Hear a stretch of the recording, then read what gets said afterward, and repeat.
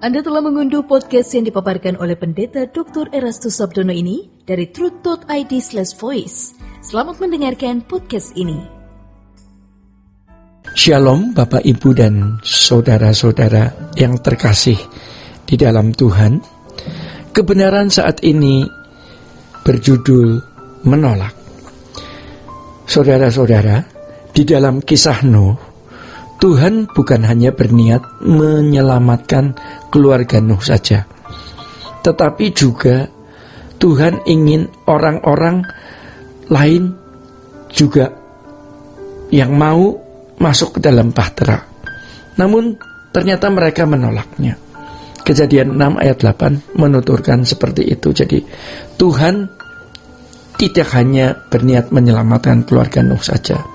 Ya.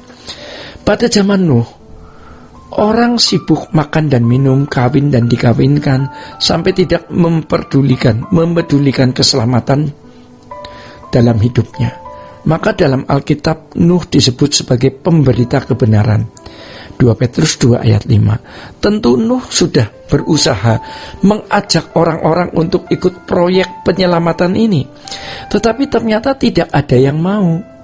Dikatakan pula di dalam 1 Petrus 3 ayat 20 bahwa Tuhan dengan sabar menantikan mereka untuk bertobat, sementara Nuh membuat bahtera. Ya, jadi bertahun-tahun Nuh memberitakan kebenaran atau seruan pertobatan, dan Tuhan dengan sabar menunggu orang-orang itu atau mereka untuk mengubah hati agar ikut proyek keselamatan bersama Nuh. Tetapi mereka tetap mengeraskan hati, sehingga Tuhan membinasakan mereka semua. Jadi penolakan manusia pada zaman Nuh tentu bukan rekayasa Tuhan, ya, atau Tuhan telah membuat mereka tidak dapat menerima pertolongan Tuhan.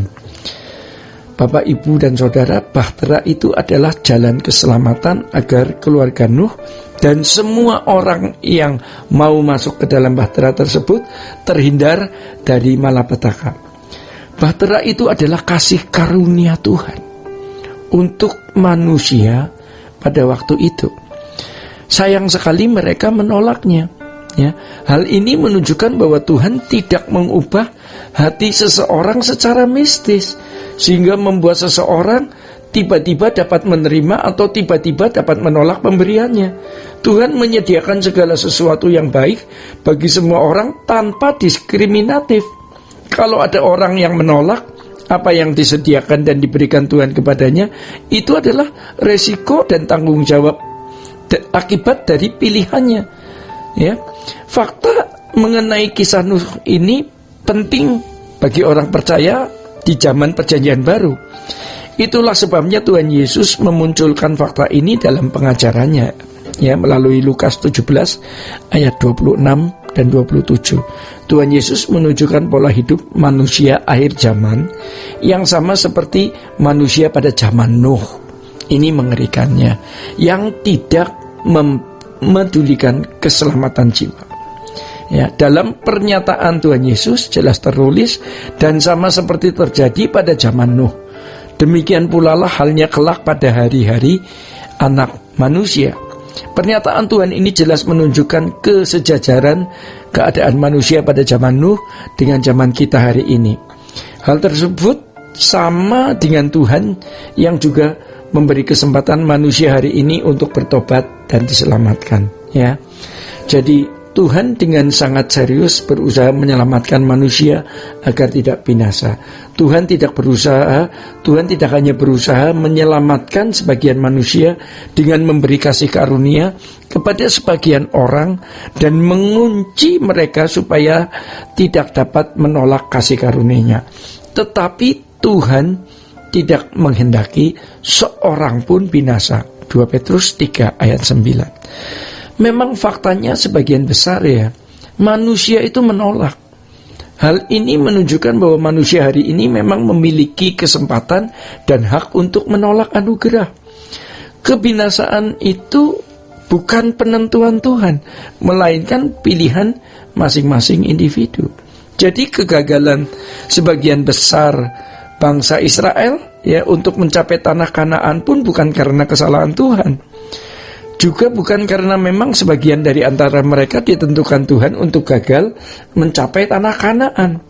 Jika Tuhan bertindak demikian, berarti Tuhan kejam, ya, dan jahat bagi mereka yang ditentukan tidak sampai di tanah Kanaan, ya, sebab mereka telah susah payah keluar dari Mesir dan bermimpi bisa memiliki sebuah negeri yang berlimpah susu dan madu, serta tidak dalam penindasan bangsa lain.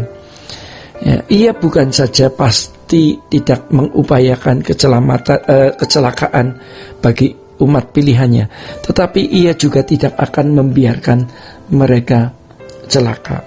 Jadi kalau ternyata pada akhirnya ada sebagian bangsa Israel yang gagal mencapai tanah Kanaan, hal itu disebabkan oleh keputusan dan pilihan mereka sendiri.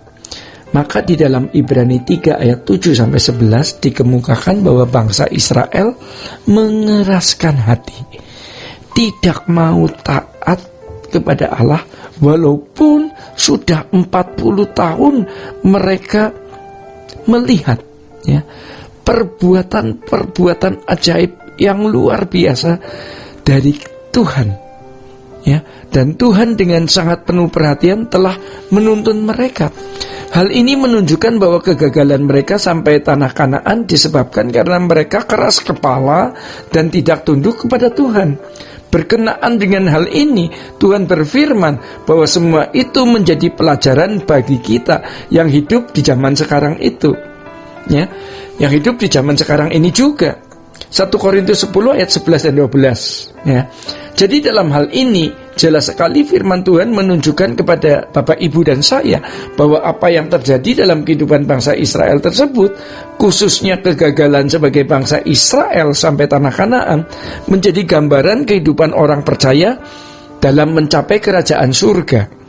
Kalau ada sebagian orang Kristen keras kepala dan tidak tunduk kepada kehendak Tuhan, seperti bangsa Israel tidak tunduk, Tuhan tidak akan mengizinkan mereka untuk masuk kerajaan surga.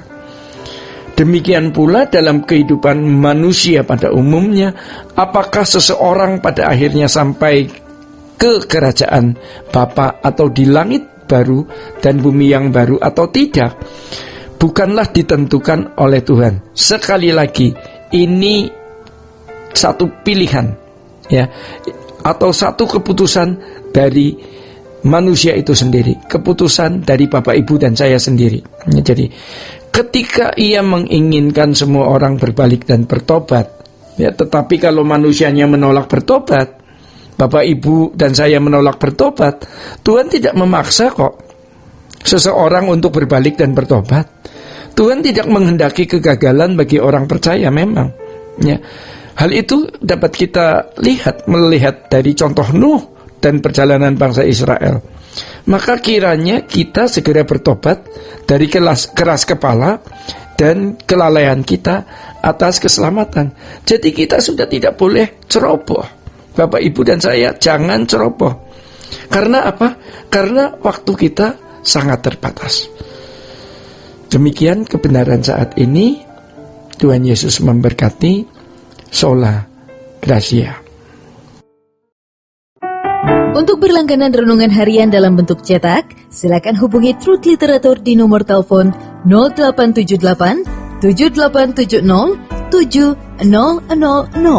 Untuk mendapatkan CD khotbah, MP3 renungan Truth, dan CD album lagu produksi Sola Gracia, Anda dapat menghubungi di hari dan jam kerja di nomor telepon 021 638 60953. Tuhan Yesus memberkati.